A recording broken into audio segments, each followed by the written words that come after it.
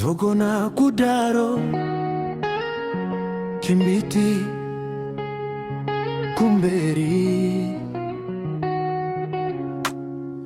Ndakauna matira mwana iye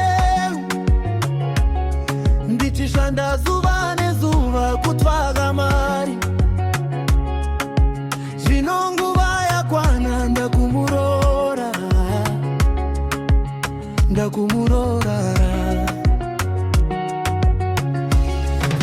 Ndamuna matira mwana iye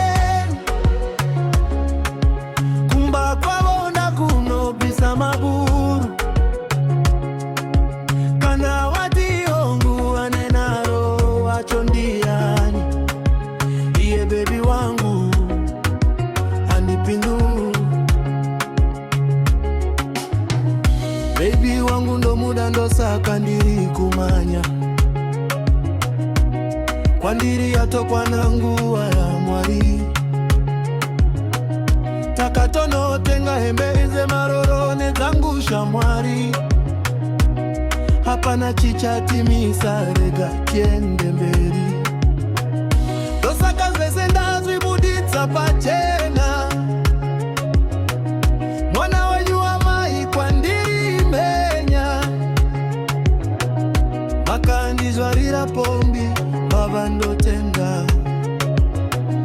Makandizvarira pombi amai ndotenda Ndakauna matira mwana iye Ndichishanda zuva nezuva kutwaga mari Zvinonguva yakwana ndakumurora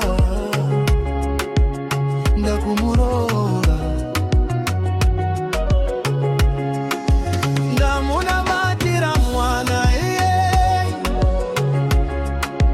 Kumba kwavonda kunobisa mapuru